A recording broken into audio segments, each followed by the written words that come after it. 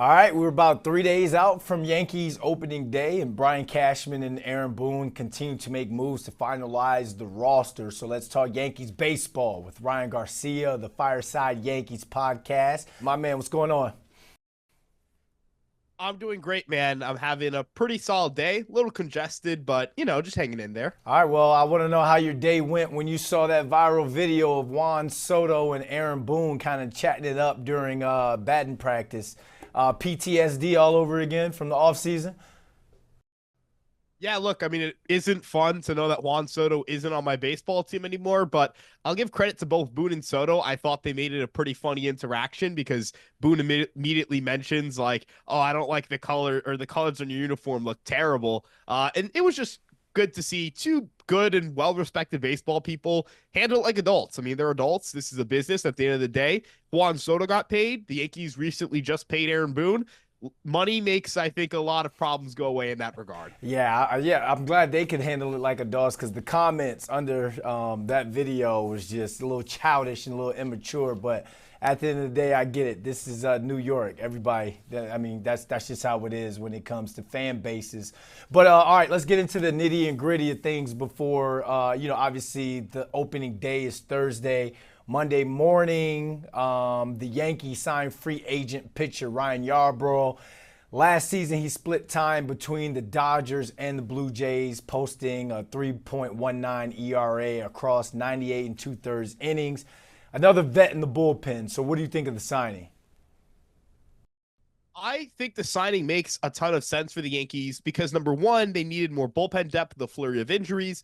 And number two, Ryan Yarbrough is a funky, weird reliever who can provide multiple innings in his outings. He releases the ball 9 inches lower than the average left-handed pitcher and over 14 inches closer to the first base side of the plate than the average left-handed pitcher does as well. So very funky and weird release point. He was in the 99th percentile last season in hard hit rate allowed.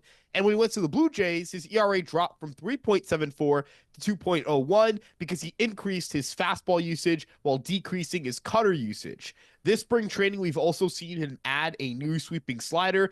The Yankees love sweeping sliders, so I think this could bring some more swing and miss to the table. All right, so big pickup by Brian Cashman, and you think that he's done when it comes to making moves. And if he's not, then who or what do you think he targets?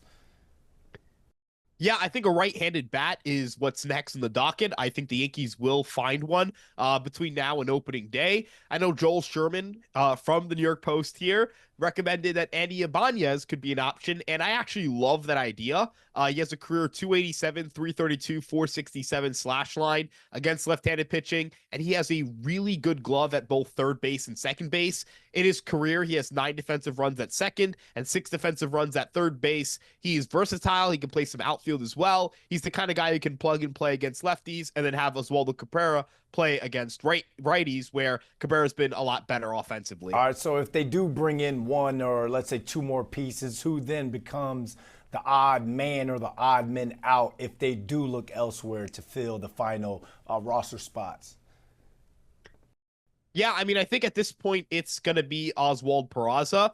He has struggled in spring training. The fact that the Yankees are searching for someone, even though they have Pablo Reyes and Oswald Peraza on the roster, and Peraza himself doesn't have minor league options, only further indicates that I just don't believe the organization views him very highly. Chris Kirschner of The Athletic reported that you wouldn't be surprised to see Peraza with a different organization by Thursday. And honestly, I just think his time has run out. He has had 3 spring trainings where he's come in and tried to compete for a job. And in all 3 situations, he's been beat out by somebody else. When given regular season opportunities, the Yankees have had other players perform better.